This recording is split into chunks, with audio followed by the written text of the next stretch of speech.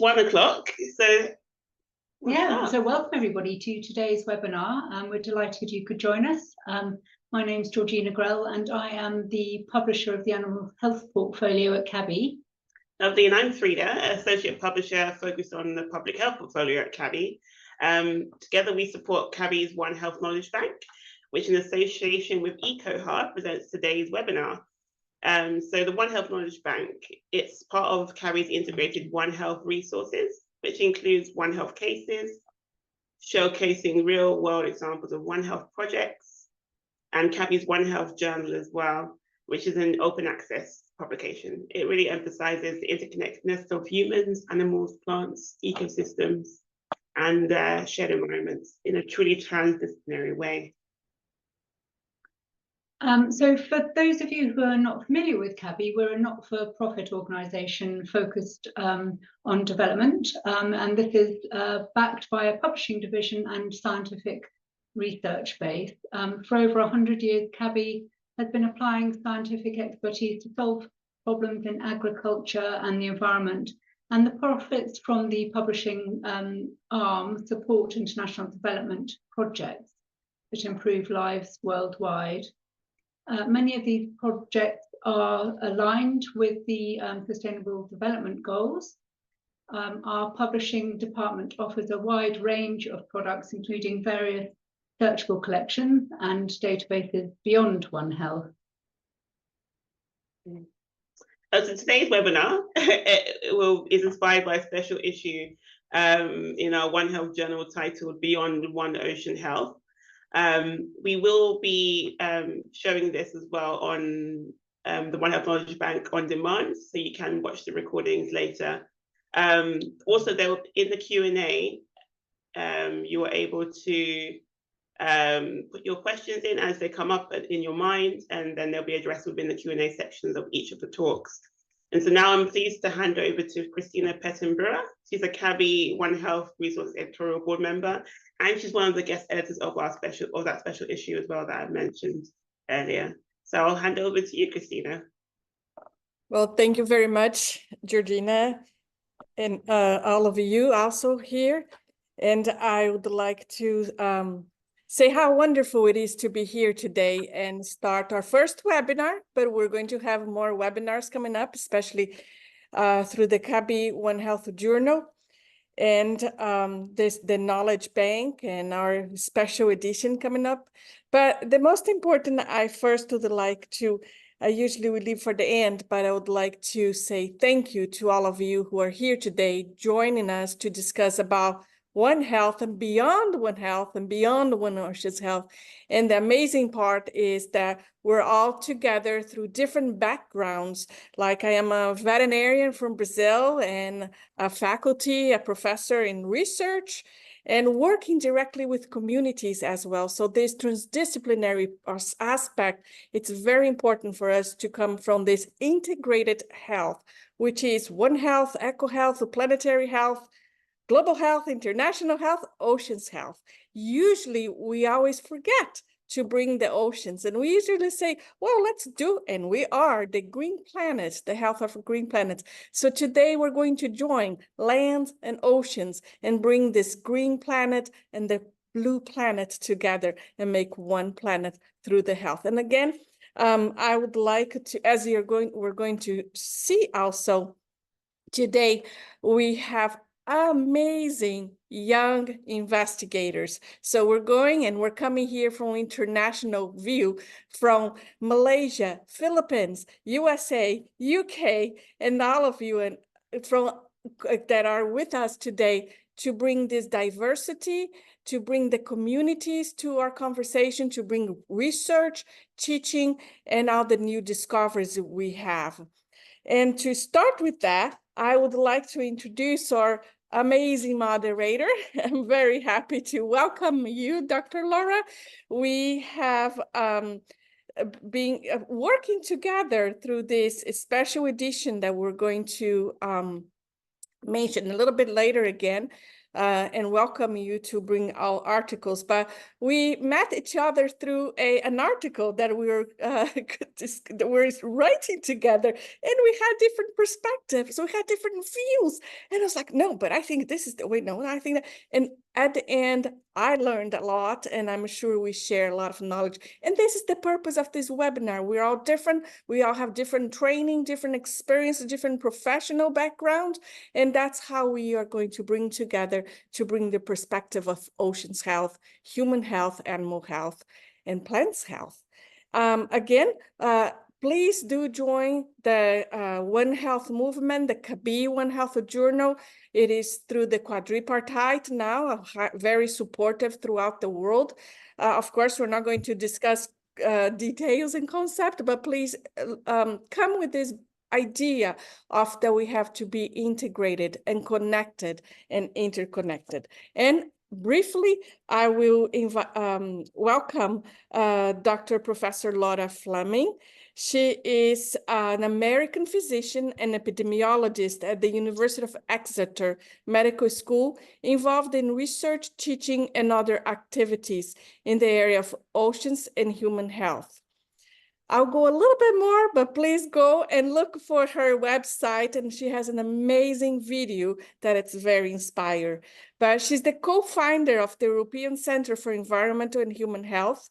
She's also was the professor and chair of Oceans, Epidemiology and Human Health at the University of Exeter in Miami School of Medicine, and she has over 30 years of experience and expertise in environmental and occupational health, with research and training, especially focusing on the ocean's health. Amazing, many international collaborators, many trainees and young investigators that we're very proud to have all of you. Not all of you, there are many, but some of you that are going to share your inspiring work and learn from all of you. Also, Dr.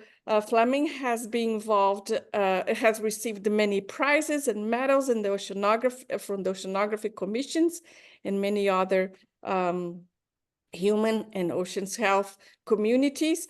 And she co-led the ocean panel, Blue Paper and Oceans and Human Health. So bringing here the blue planet and the green planet together. And many editorial and reviews books. So I will stay here for an hour or a lifetime to describe you, but I'm very welcoming you and welcome all of us here together to have a healthier, peaceful, blue-green planet, and welcome the young investigators. Also, which is very important, and I'll leave it for the end to acknowledge all the hard work that the CABI One Health has done today. But please, Dr. Laura, welcome our young investigators and amazing inspirational experiences we're going to share today. Thank you. Wow. Thank you so much, Christina, and also to Georgina, Frida, and the whole CABI group for making this webinar happen. I'm really grateful to you. I was very demanding. I've already had this amazing introduction. I just want to add a little bit about oceans and human health. It's a very international, interdisciplinary discipline. Some people call it a meta-discipline. And the whole idea is that our health and well-being, human health and well-being, depends on a healthy ocean, whatever that means. And you'll hear from my amazing colleagues today about how there's a whole lot of work out there that has been done on how the risks that we actually have inflicted on the ocean, ranging from climate to other environmental change, including things like pollution, but also just anthropogenic degradation of the marine environment, how when we make the ocean unhealthy, that actually comes back and impacts negatively on our health. But increasingly, there's really good research showing how much the ocean, a healthy ocean, can lead to benefits and opportunities for human health and well-being. These include areas such as seafood, marine biotechnology, marine medications, and increasingly the ability, the evidence that when we interact with a healthy ocean, our health, our mental health, our physical health and well-being are improved. So it is really to our benefit if we try and really help the ocean to be healthy. I'm also interested, by the way, in areas that you'll hear about today, such as marine protected areas, a whole new area called 30 by 30, environmental justice, and how this all interacts with policy and what we can do as individuals, communities, and nations to really create a healthier ocean. So you're going to hear from 4 amazing early career researcher speakers, panelists today. They have very diverse backgrounds. They have very diverse activities around oceans and human health. And as has already been said, they come from the Philippines, the US, and with representation from Malaysia, the UK. They literally surround the world, and they're just the tip of the iceberg of people, early career people, communities that are working in this area. And it's really been a pleasure and privilege for me to work with them. They're also going to be a mixture of media to do this. And thank you to Frida and to Christina and to Georgina for handling all this. So please be patient with us. And don't forget to put your comments and questions in the chat. We will also be adding some links, and all of this will be made available after the webinar. So my first early career researcher that I'd like to introduce is Ella Whitman. She is based at the Global Observatory on Planetary Health at Boston University in Boston, Massachusetts, USA. Ella is a future healthcare provider and researcher, and she was one of the lead co-authors of the Ocean Panel, Oceans and Human Health Blue Paper. So we'll put that link in the chat. And thank you, Ella, so much. You will be talking, I believe, about ocean and children's health. Thank you.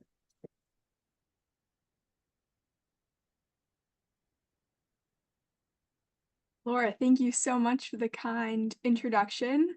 I'm just sharing my screen here. Wonderful. Okay.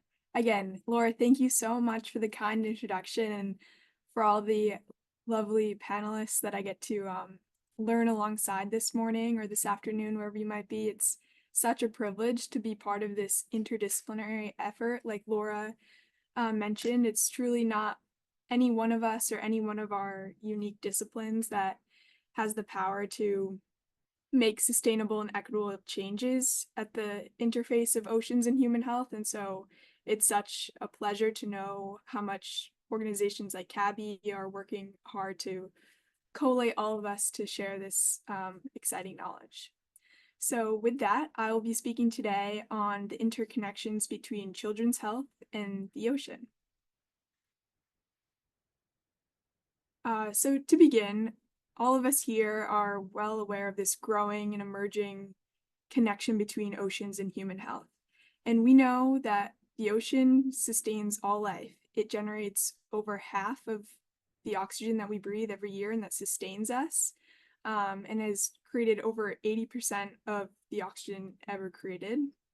It also stabilizes our global climate by absorbing 25% of all carbon dioxide emissions, absorbing 90% of excess atmospheric heat.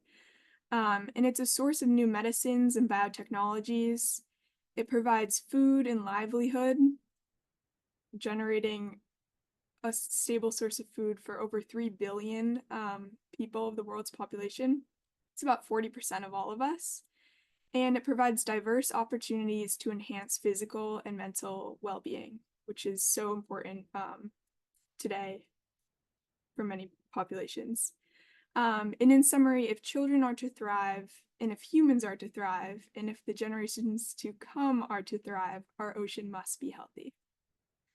So here's a high-level image that I actually borrowed from our recent ocean panel, which I think has been circulated in the chat. But when I first, began becoming involved in oceans and human health, I really thought more from the biomedical side. How could it directly impact, my well-being? And so I think first, we think about physical and mental well-being, and the ocean affords so many great opportunities for that. But it also provides economic stability, like I mentioned, medicines and biotechnology, and sustainable food. And so I think getting this bigger picture of not just one sector of society, we can be more appreciative of all the astounding benefits that the ocean provides for us. So for children specifically, the ocean provides nutritious food. And I mentioned that previously in terms of the human health impacts, but for children, their nutrition is so much more vital. They're growing so rapidly and they require essential micronutrients for their growth, essential for brain development, and many other processes that are very unique to them. It encourages physical activity and buffers coastal communities against violent storms, reduces erosion, and minimizes flood damage. And I think this is a really important point when we think about displacement that's generated by harms to the ocean. Children are much more vulnerable to the mental health effects as they rely on caregivers and stable routines to truly thrive. And then socially and developmentally, the ocean supports cohesion and a sense of identity. It instills a respect for nature, and I think it truly generates stewardship of marine resources and a deep appreciation for, I guess, the environment we live on. When I think back to my own childhood, I was so privileged to grow up in an area that truly appreciated the outdoors, and I think that generated a great deal of personal interest, but I think it also guides my professional ambitions as well. Then it also offers dynamic opportunities for education. However, there are many risks to ocean health, which I know you're all strongly aware of. Climate change being one of the foremost, increasing emissions of CO2, methane, and other greenhouse gases cause global warming, drive rising sea surface temperatures, which in turn disrupt ecosystems, reduce fish stocks, increased acidification dissolves our coral reefs, impacts shellfish, and a whole slew of other impacts. Likewise, pollution exacerbates the changes caused by climate change. Each year, an estimated 10 to 12 million tons of plastic waste enters the ocean. But plastic's not the only source of pollution that's harming our oceans. One of my colleagues, Richard Hickson, is a leader discussing the impact of shipping emissions from maritime logistics. So I think the concept of pollution should be thought of a little bit more diverse than just say plastic debris. It's a whole encompassment of harms to our ocean. And lastly, biodiversity loss is threatened by both climate change and pollution. And our biodiversity is critical in ensuring we have stable sources of food, and habitat destruction from coastal development, uncontrolled urbanization, poorly designed infrastructure, all degrades ecosystems and therefore the health benefits that we derive. And now, I guess, turning more to children, why we could frame, I guess, our mindset when we think about the critical impacts of human health and ocean health towards a child lens. Children have much higher nutritional needs and consume a less diverse diet than all of us. That makes them more at risk to micro and macronutrition deficiencies that are directly related to seafood availability. Secondly, children are much more smaller than us. They take in a greater volume of air and food per body weight. So they're much more susceptible to ocean-related air pollutants. Thirdly, they have developing detox systems. Immature liver and kidneys make it more difficult for them to process and eliminate toxins. Fourth, they have much more psychological and social vulnerability. I mentioned displacement earlier. Like I said, children rely on constant routines and strong relationships with their caregivers that can often be disrupted when communities are displaced from ocean-related threats. And then lastly, I think the point that's most important when we think about children is that they have a much longer lifespan than all of us on the call today. And so when we understand that the health impacts persist across a child's life course and thinking through their future trajectories, I think this causes me a great deal of concern and worry. For example, maternal malnutrition impacts the developing fetus, creates adverse birth outcomes that can develop into several adverse life events as the child grows. And then just to briefly highlight a case study that is actually using the ocean to benefit children's health, because when we think through vulnerabilities, it's often, I think, alarming and worrisome how so much can go wrong for such a small population. But with great vulnerability comes great opportunity. And so this intervention looked at how children's nutrition could be improved by supplementing small fish powder that was sustainably sourced into children's meals. And it successfully increased children's weight and BMI, which was tracked longitudinally. So I guess some concluding thoughts. Children can't thrive when the sea around them is polluted, acidified, overheated, depleted of oxygen, and empty of fish. And so since they're much more vulnerable, we need to orient our actions with them and our thoughts. Examples from real-world cases demonstrate the key link between oceans and human health. Investing in the ocean benefits children, communities, and our global society, and I argue generations to come. And sustainable stewardship, I think it is an investment that reaches beyond each of us. And I think, in summary, when we think about oceans, we need to always put it in a relationship of reciprocity. What we do to the oceans impacts our human health and those around us. And with that, I just want to say thank you to the many colleagues from all over the world who I've had the privilege to both learn from and work alongside. I still feel that I'm so new into this space, and there's so much to learn with diverse voices like all of you guys. So thank you so much for hosting me today, and I'm happy to take any questions.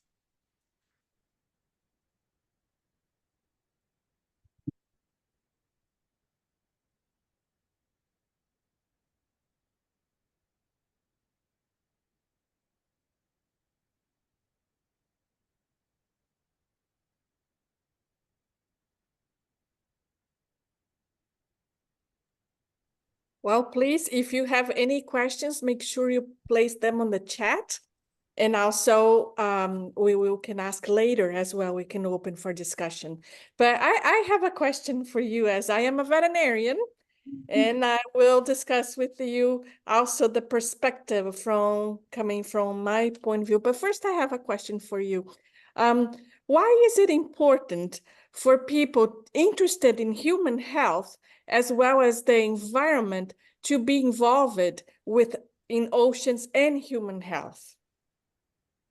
Yeah, so again, I think that goes back to the idea, if I'm understanding your question correctly, it's why should we invest in human health and putting that humanistic lens?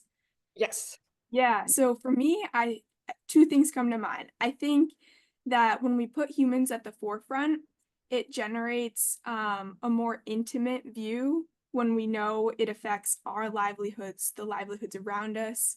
Health is such a vulnerable characteristic. It determines how we live out our lives every day, how we're able to be integrated in our communities, how we're able to serve our families, what types of employment that we can pursue, the types of hobbies we can enjoy. Our health is so connected to who we are and our identities. And so that level of intimacy is so critical. And secondly, I think urgency.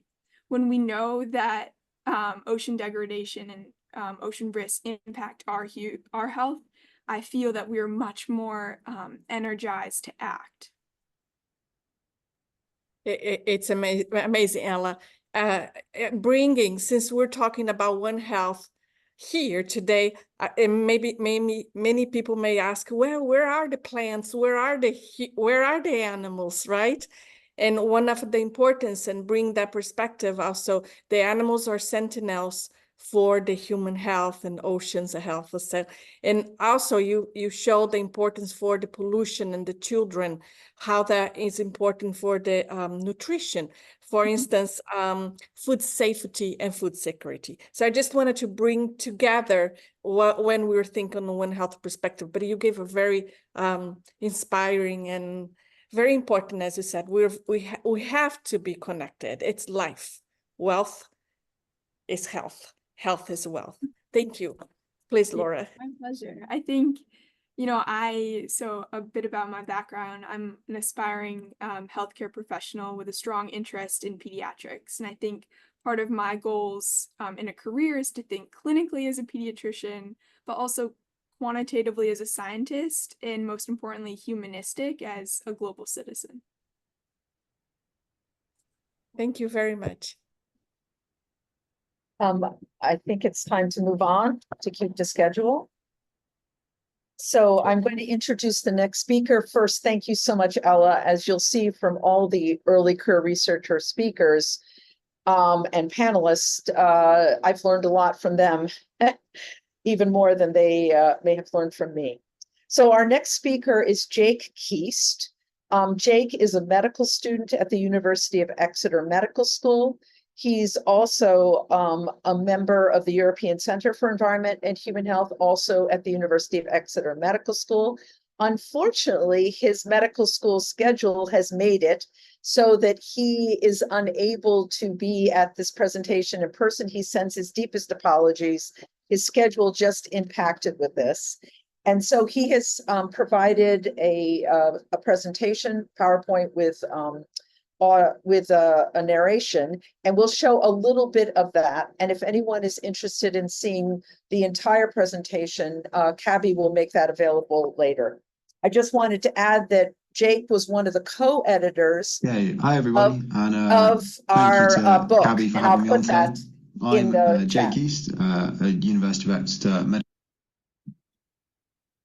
Now, it's only I'll just say while they're trying to fix the actual presentation showing that he was a co-editor of our book, Oceans and Human Health, Opportunities Impact, published last year, and it's available for free through Science Direct. And I'll put links for that in the chat. Yeah, hi everybody, and thank you to CABI for having me on today. I'm Jake East, a University of Exeter Medical School student, here to talk a little bit about the ocean and life on land. Now, there are some truly amazing talks today from people with some really expert qualification, but I'm hoping in my talk today to bring it back a little bit to the kind of personal or individual side of oceans and human health, and how we can kind of engage ourselves in that manner and think about those mental well-being benefits, physiological well-being, or physical benefits that we gain from the ocean, and then kind of go through to some modern perspectives or the impacts that we're having at the moment in both a medical, sporting, and kind of individual perspective, or how we're impacting on the environment.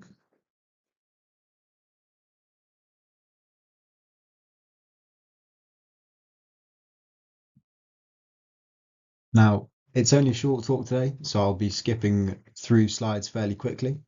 And apologies for the infographics, I just thought that they made it a little less intimidating. But this slide is mostly to emphasize again what we all know and the kind of inherent mental and physical benefits of being by the ocean. So these range significantly from those physiological benefits of reducing blood pressure, increasing restorative kind of sleep, tranquility, and self-confidence associated with being with the ocean. Maybe it's a sense of belonging to the community around you when you're at the ocean, or a sense of freedom that's gained from spending time there, and all of the kind of inherent benefits, both individually and to the social or kind of society and community around the ocean.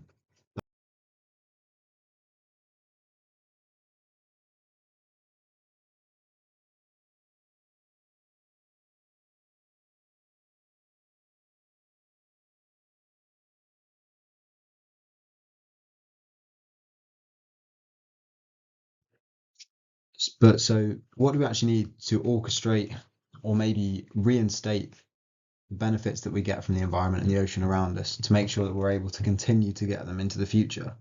Well, in terms of thinking about the ocean, we can think about the things it gives back to us using kind of an ecosystem services quantification, which in the textbook that's recently been published by Laura and a team of editors and authors from around the world, they break down ecosystem services into three kind of avenues. So you've got the provision of materials, which is things like the food gained from the ocean, medicines gained from the ocean, kind of all those physical inherent things that we take directly.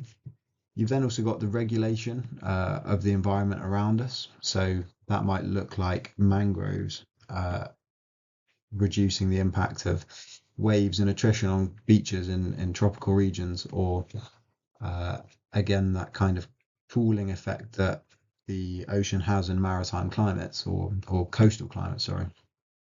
And then as well, the cultural services, which is where we kind of find this talk, the sport and the leisure activities that we do, which provide both physical, mental, and psychological and social benefits.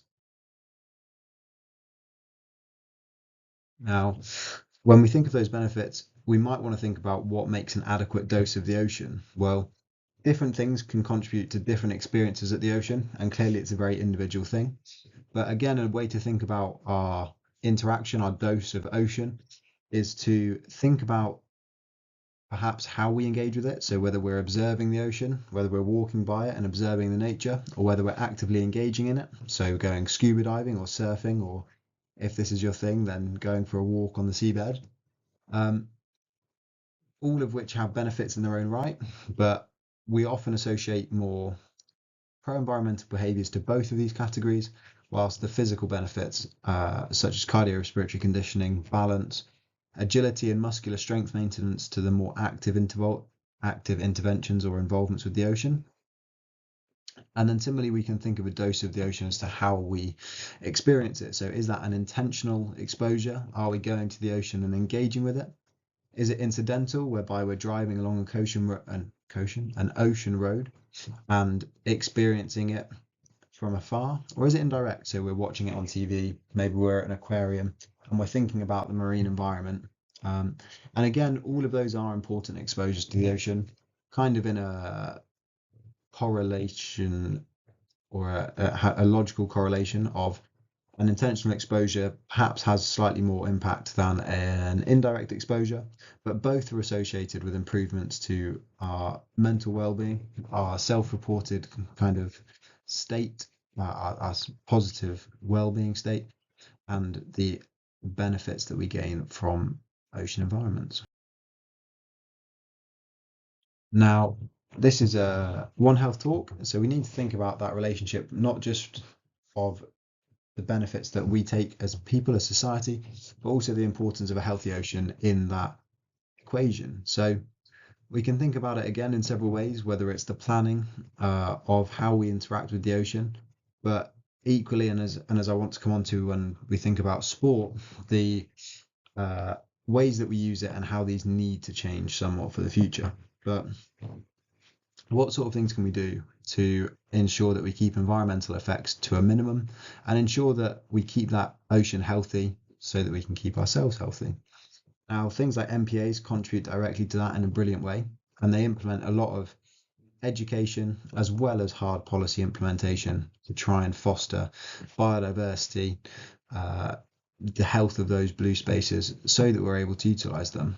But when we think about it again on an individual level and perhaps engaging people with the blue environment, it comes down again to education and increasing ocean literacy rates, which is a measure that came from the States on how well we understand the ocean. It's broken down into 7 categories, but there's a clear correlation between ocean literacy and pro-environmental behaviours seen in all of the categories or all of the population categories studied, whether it's children over in the States at school with an ocean literacy curriculum, or whether it's adults coming into blue spaces in later life and starting to learn about the ocean. Both are associated with improvements in those pro-environmental behaviours. And so it's important to then consider that those pro-environmental behaviours don't just sit at a surface level, but they seep into our lives, and they perhaps make us think about our impacts of our day-to-day living on the environment around us, and therefore health of blue spaces.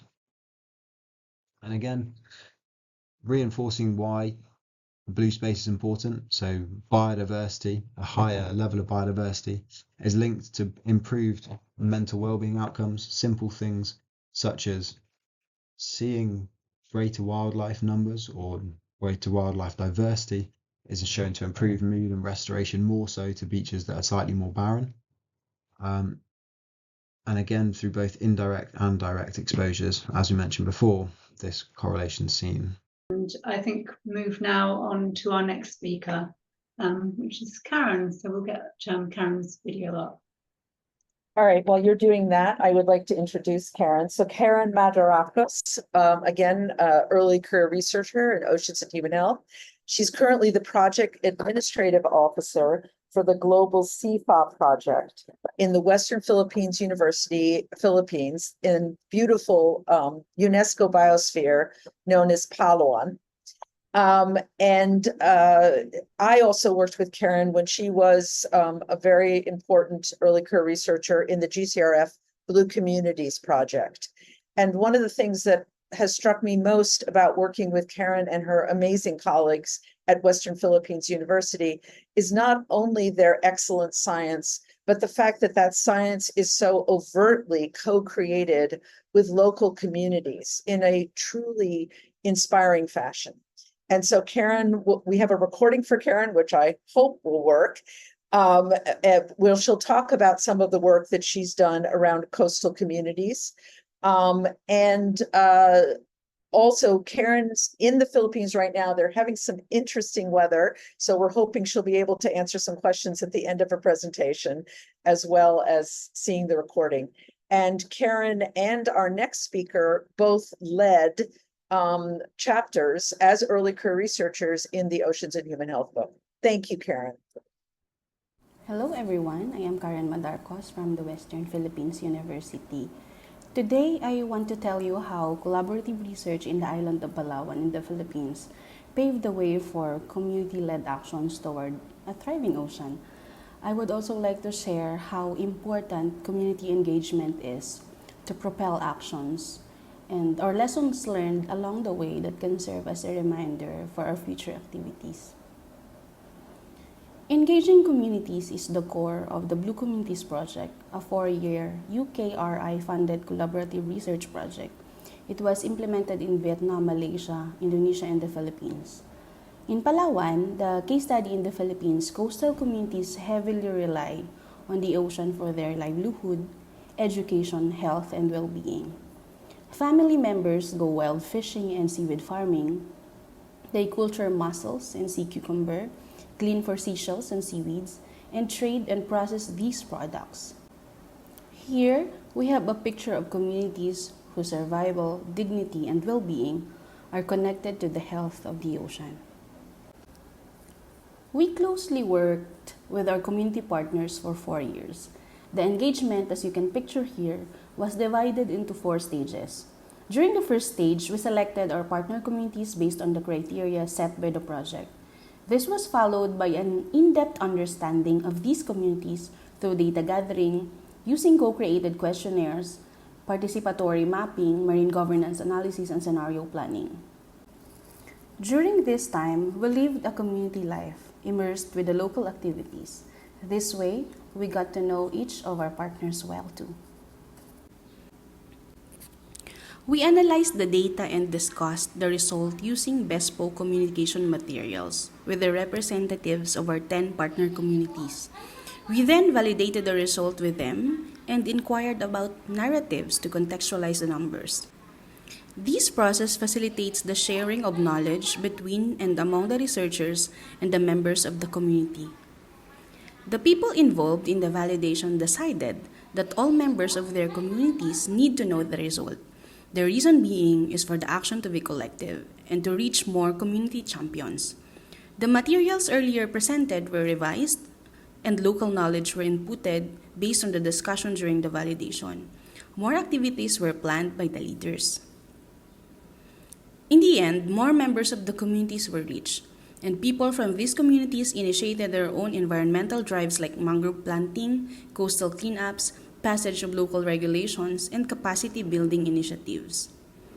The process makes us realize how important engaging with communities is. First, working with people links communities to the sustainable development and ocean and human health goals. Through this, we get to highly recognize the people's contribution to the big global agenda. Second, engaging communities facilitates needs-based and innovative decisions for thriving oceans. People know the ocean. This, along with technical scientific findings, emulsify science and local knowledge into an integrated and equitable decision-making. Working with communities also enables inclusion and diversity. It mobilizes local effort, creates local leaders, and brings people closer to sciences, thereby creating a sustainability mechanism that lasts. I would also like to share our lessons learned during the community engagement that we hope we can be reminded of as we move forward toward restoring and protecting a thriving ocean. First, let's focus on asset-based community development rather than deficits and embrace a co-design process. Second, let us put a heavier value on the local knowledge. Let us also keep an open mind and leave our assumptions at home. Let's not preempt what and how the local community is going to think, feel, and respond. We need to give voice to the local communities in decision-making process. Community-led solutions lead to better outcomes. We should also keep the community informed at all stages. We need to build and maintain relationships and trust through the community engagement process. Let us also practice a bottom-up rather than top-down approach because it creates opportunities for communities to develop and deliver their solutions led by science and local knowledge. Let us also focus on local solutions to local problems, but still in a global context. We also need to recognize that many components impact the health and well-being of coastal communities and the ocean, and thus, many different approaches and strategies are required. Let us adopt a systems approach. Let us also be reminded that each location and project is unique and must be seen that way. Our engagement also made us realize that data is valuable and powerful to local communities, so we need to make sure that it is accessible to them and other non-researchers. Lastly, we can also communicate health, ocean, and climate change literacy using different approaches in a way that is digestible to local communities. We can use art, local language, stories, theater, and social media, among others. To conclude, for a thriving ocean, we need more voices from the communities, and engaging with them through research and communication can be one of those puzzles to help us move forward in our advocacy. The content of this presentation is based on our book chapter on the Ocean and Human Health, 2nd edition. Thank you very much for listening.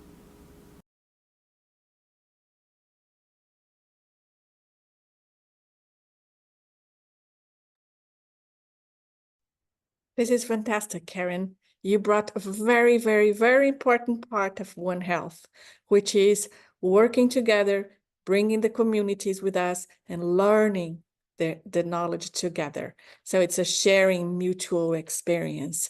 And this is very, very touching for us because it's, again, how the children, how the animals, how life is very vulnerable, especially children are vulnerable to the ocean's health. So I have a question for you. And then again, thank you everyone for your wonderful questions. And we're trying to answer, but at the end also we will open for further discussion, or we continue also talking about this opportunity.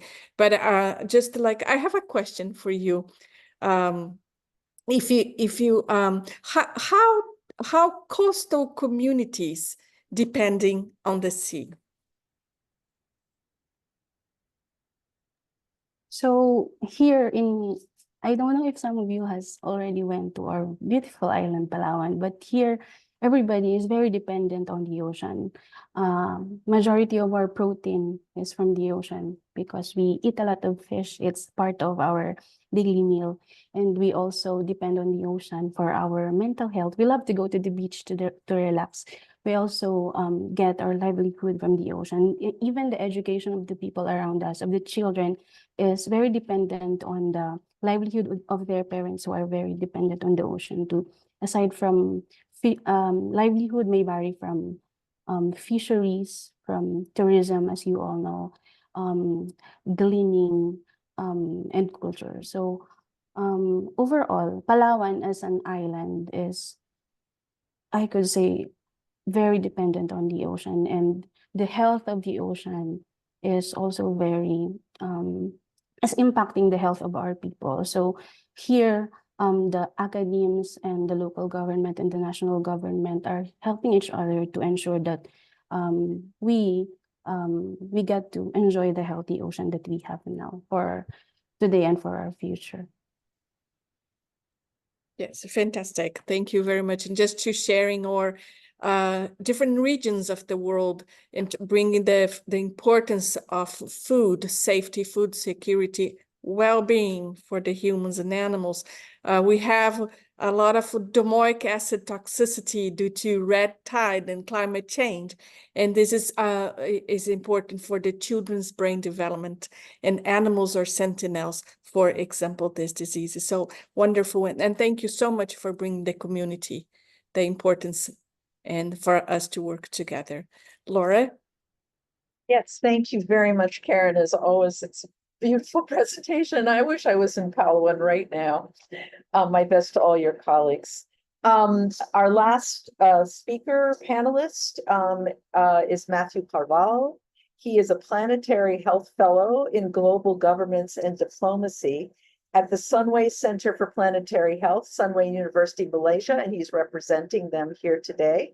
But he also is a rising law student at Georgetown University in Washington, D.C. And as with all the panelists, I have learned so much from Matthew. He and Karen, again, both led chapters as early career researchers in the Oceans and Human Health book. And he will be describing the whole intersection between ocean law and planetary health. Thank you, Matthew. Thank you so much, Laura. And while I have the opportunity, I just want to state how truly inspiring and monumental you have been to my professional career so far. Laura is very humble in this regard, but I think she very much deserves the credit for the opportunity that she gives to early career researchers. And I speak on behalf of many of us saying that you have given us the chance to succeed in this field, and you really deserve that credit on many fronts. So I thank you for your mentorship and your friendship throughout these past few years and moving forward as well. So like Laura said, I focus on planetary health and particularly advancing global governance and using international law to advance planetary health. And what is planetary health? No, I am not studying life on Mars. I am not studying the solar system. Planetary health in itself is a bit of a meta concept. It's very transdisciplinary in itself, and it's figuring out how we bring all of these different sections together and actually thread the needle to stop fragmentation across a variety of silos, a variety of fields. And if there's one thing that I would really appreciate you taking away from my short time today, it's that the international, intergovernmental, multilateral field is something to have faith in, is something to invest in. And when used right, it can actually empower communities and low and middle income countries to advance multilateralism forward. I think we're in a time right now where we've lost a lot of faith in the intergovernmental system, and I'm here to hopefully push back on that to a certain extent and say there is a chance to reform, there is a chance to move forward, and we do have tools at our disposal to overall advance the health of people and planet. And I just want to give kind of one case study in this regard of how international law can be used to thread the needles and break down these silos, actually through the lens of local communities and low and middle income countries using the tools that they have at their disposal to bring about real change. So when we think about global governance and international law for the planet, I think we automatically go to the Paris Agreement, right? The United Nations Framework Convention on Climate Change, the Kyoto Protocol, and the 2015 agreement that was adopted in Paris. And while that is true, we also have a lot of space in the ocean law world that is really focused on protecting the planet, in particular, the United Nations Convention on the Law of the Sea. Now, the United Nations Convention on the Law of the Sea, or UNCLOS, was adopted in 1982. This is actually before a lot of the climate change discussions were really happening. A lot of the evidence, a lot of the science around climate change wasn't as concrete yet. And the UN climate change conventions actually weren't adopted until the 1990s, and like I said, 2015 with the Paris Agreement. And when the United Nations Convention on the Law of the Sea was adopted, the negotiators really wanted to make sure that this was a document that could withstand the test of time. They wanted to make sure that it could be used as a tool to break down these silos that they saw moving forward, because they also saw a lot of the threats to the ocean as unpredictable, and that we didn't have the science and evidence necessarily to govern the ocean yet in a lot of ways. And obviously we saw this with climate change, and as the threats of climate change became more clear through science and evidence with the Intergovernmental Panel on Climate Change reports that we've seen over the last few decades. And in December 2022, a group of small island developing states got together and said, well, climate change is directly affecting us. We're seeing the direct results and impacts every single day, particularly in relation to the oceans we depend on. What do we do? How do we use kind of the intergovernmental meetings, the international laws we have at our disposal? So the United Nations Convention on the Law of the Sea actually has its own tribunal, the International Tribunal on the Law of the Sea, based in Hamburg, Germany. And the Commission of Small Island States got together and said, we're going to submit an advisory opinion request to the tribunal, which basically says, we want the tribunal that governs ocean law to interpret climate change obligations so that we can figure out how to utilize the law of the sea to best protect us in the intergovernmental sphere. And in May of 2024, the tribunal actually came back to them and said, yes, there are obligations under the UN Convention of the Law of the Sea to preserve and protect the marine environment, in particular from climate change effects and greenhouse gases. And this was really monumental for two reasons. One, because those obligations hadn't really been interpreted by a larger tribunal or a larger international judiciary system, but it also was the first time that a tribunal had said, the Paris Agreement, the UN climate change conventions are not the only space where climate change governance should occur. Ocean governance is just as pivotal to climate change mitigation, climate change impacts, and trying to reverse those, and we need to make that as clear as possible. And it was one of the first times that we've seen this mechanism of planetary health actually informing global governance, to ensure that we have this interaction across legal regimes to thread together different spaces, thread together different conventions, and ensure that we're not having fragmentation of overall global governance. This is what we see as planetary health, and a planetary health informed approach to international law and global governance. And so being someone who has a diplomatic and global governance focus and global governance background, I think it's really important that the One Health community, the planetary health community, the global health community, the environmental health community, whatever health community you might be a part of, truly has an awareness of what global governance and international law is. It's not just planetary health governance or One Health governance, it's using governance and international law and applying these particular meta concepts to it to bring about an integrated, holistic approach. And we discussed this in particular at the Planetary Health Summit, which occurred in Kuala Lumpur, Malaysia, hosted by the Sunway Center for Planetary Health in April 2024.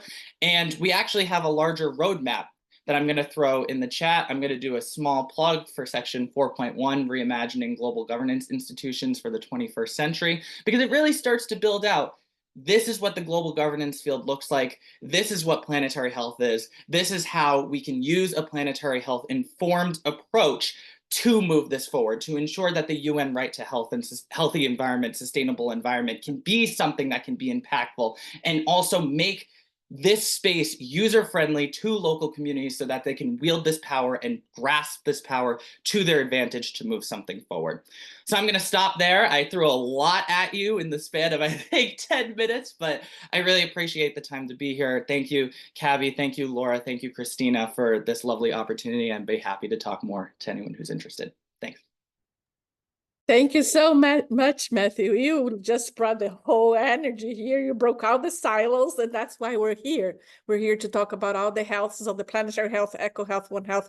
Unfortunately, the time is so short, but we're going to have more webinars. So please keep with us, and we were going to make more. And today's our first one to start this amazing discussion. I do have a question for you. Can international ocean policy really impact human health and well-being? What is your experience with that? Absolutely. And I think when we talk about international ocean policy in particular, we have to go kind of beyond, I think, just thinking of health as, say, like the World Health Organization, right? I mean, we have a lot of these negotiations happening, whether it be a pandemic agreement that's currently still being negotiated, the new adopted amendments to the larger international health governing framework that we've seen from this last May at the World Health Assembly. But like I was saying, we have so many different spaces where we can actually thread the needle to benefit overall health. We've talked about marine governance and coastal governance, and in particular in relation to shipping, like Ella was talking about, and that there's a lot of research on that front. There are conventions that govern that. And we need to make sure that those are intersected with climate change conventions, with overall health conventions, because when you ensure that that fragmentation doesn't exist, there are direct health benefits that then go back to the community, because you're giving the community the opportunity for a holistic, integrated implementation mechanism to then benefit their own communities. I think one of the things that we struggle with sometimes is the intergovernmental space is kind of abstract. It's out there in Geneva, in New York, and we don't actually bring that back to the communities. When we have these unified documents, these unified governing bodies that we can then educate local communities on and bring them into and say, you have these opportunities to then implement this at the national, local, municipal level, then you can see the direct health benefits. And I think we really need to see it from a governance perspective, that when we figure out a way to fight that fragmentation and move these spaces forward, we can give local communities the opportunity and chance to move forward their own health and well-being, both for themselves and for the larger planet. That's amazing, Matthew. And as I mentioned, we only have 3 minutes left for today. But that's again, today is just, we're just planting the seeds. So we will continue with these webinars and have more time also for discussion, because it's we have some questions on the chat that we're talking about policy, and Ella is responding, and Karen as well. And Matthew just brought that for us, how important it is, the policies, how important it is the connection with the community. So it's amazing. And just as today we were able to bring out the perspectives of the health, the integrated health, the holistic approach, the importance of the policies, the importance of research, and all these young investigators. And I would say, inspired by Laura, Dr. Laura, how we're changing. Oh, yes, as you said, she's very humble, but no, you're very inspiring. But that's the important, the research background, the teaching, the academic perspective, and also the community, the governance, the policyholders, all the institutions, all the policymakers that are here today with us also, that will apply these policies to bring this One Health perspective, a planetary health, eco-health, integrated health perspectives. So just to closure today, I don't want to do that, but I just wanted to make sure you all, you know, we have that's the purpose of today, the knowledge bank, that we have this very rich source that will help all of us to learn and to share our experiences and perspectives. Also, we do have the CABI Special One Health edition. Exactly, that's why it's important that we published. We bring this knowledge to be able to share with each other.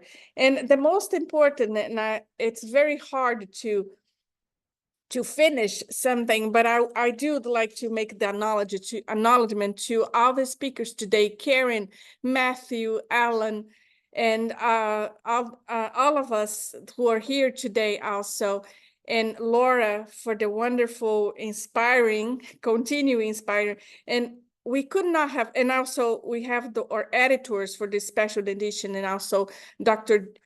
Our chief editor, Jacob Zinstag, as well, to bring out together. And we could not have made this without Georgina and Frida. So our special thank you for all this amazing organization behind the scenes. Thank you so much, Georgina and Amy and Frida. Please, I give to both of you to finish what I don't want to finish. Yeah, we'd just like to say thank you, everybody, for joining us. It's been absolutely amazing to get you all together today, and the recording will be available shortly on CABI's One Health Knowledge Bank. So please take a look and share it with your friends, and keep a lookout for our next webinar. Yeah, thank you all for sharing. Yeah, take care. Thank you. And thank you all for joining. Yes. Please stay at, we are going to have another webinar, and we'll bring the animals as sentinels and continue this discussion and perspective. So for today, on time. Thank you very much, and have a wonderful evening, night, blue and green planets together. Thank you, everybody. Bye-bye.